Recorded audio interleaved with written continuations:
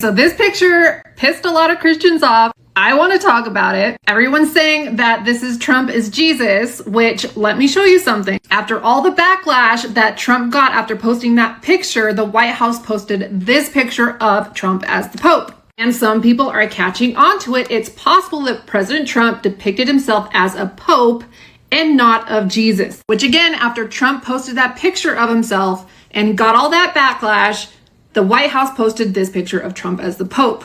So we all know that there is a huge reason behind why Trump posts these very controversial pictures, and it is to get an emotional response. It's meant for people to pay attention. Now, why is this relevant? It is because Trump and the White House posted these pictures the day before the Pope visited the Grand Mosque of Algiers and calls for mutual respect and peace building. Trump was trying to get people to pay attention to what the Pope is doing. No Pope in history has ever visited an Islamic mosque of this scale. It is the Great Mosque of Algeria and holds over 120,000 people. Now we're seeing headlines of Pope Leo saying we should perhaps be a little less fearful of Islam. We are literally seeing a buildup of a one world religion. Now, I want to remind you guys of the St. Malachy Petros Romanus connection to Pope Leo. You guys remember the St. Malachy 12th century prophecy lists popes sequentially, ending with Peter the Roman, who pastures the flock through tribulation before Rome's judgment. In the final persecution of the Holy Roman Church, there will sit Peter the Roman. You guys can pause and read for the rest of the connection because there's way more that I need to go over. All of this that I'm going over is from the AI tool that I developed and created. This is under the End Times Prophecy tool, which I designed for it to track all of the current events and align it with biblical prophecy. So AI does it all on its own. The whole reason why I wanted to do this and make this tool is because there's so many content creators, including myself, because I am pretty biased, and there's others on the other side of the Christian spectrum that are very biased as well. So I created this tool to be a non-denominational, unbiased eschatology scholar, okay? And it is spitting out so much information, and it included Pope Leo as a potential antichrist figure or a false prophet. And right here, it is analyzing Pope Leo as the false prophet or the rise of the false prophet. It says, "And behold, another beast coming up out of the earth, and it had two horns like a lamb, and he spake like a dragon. This figure appears Christ-like, but promises the beast's agenda." What are we seeing happening with Pope Leo right now? It goes on to score Pope Leo. It says, appears like a lamb, Christian leader, promotes one world religion, interfaith, opposes national sovereignty. Okay, and that's exactly what Trump is pushing for, is America to become a sovereign nation. He's pushing and supporting Israel to be sovereign, and he believes in borders, you guys, not a whole global system. And these Christians are misguiding you guys, thinking that Trump is the Antichrist. And this spits out all of the facts, unbiased facts, you guys. It talks about the Antichrist and the false prophet emerging from the Roman Empire. The Vatican's in Rome. He rises after a previous religious leader connected to global governance, which is funny because this whole tool, I have many tabs, and it is consistently talking about the World Economic Forum and the leader of that forum, I think his name is Aloy Ziguini or something, who's pushing for centralized digital currencies, CBDCs, you guys. It says Pope Leo is connected to global governments, yes.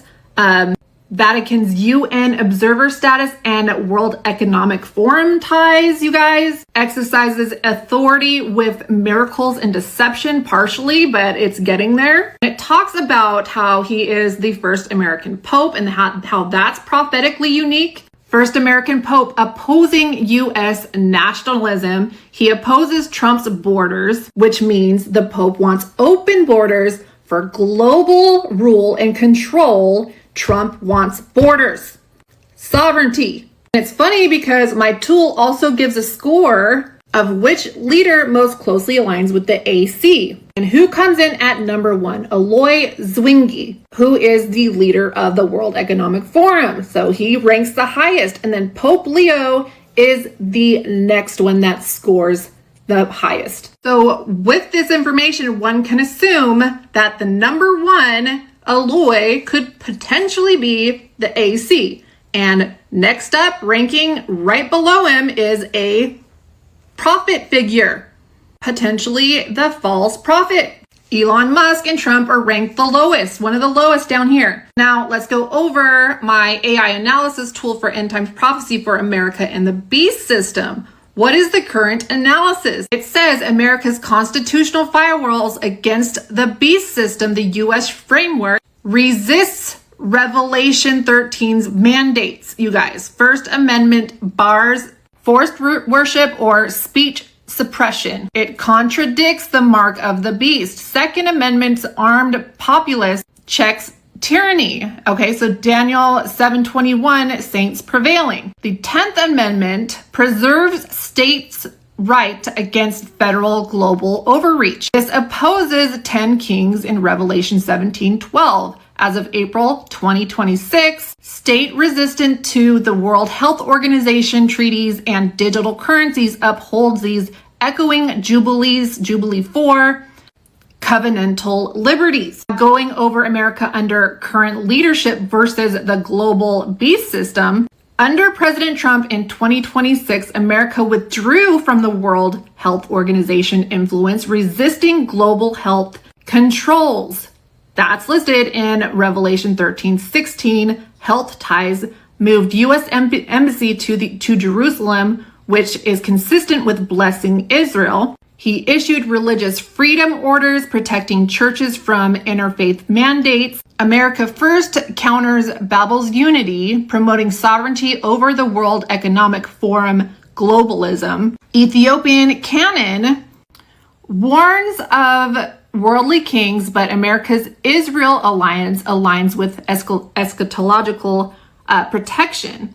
So now, is Trump the AC? Let's go over biblical evidence and analysis. The arguments are against based on biblical criteria. First, Daniel 7:25, the AC rises from a revived Roman Empire. America derives from British Isles. America was never Roman per historical scholarship. Revelation 13:7-8, the AC demands global worship. Trump champions sovereignty, not adoration. His 2026 polls show division. Not all the world wandered after the beast because not everyone loved him.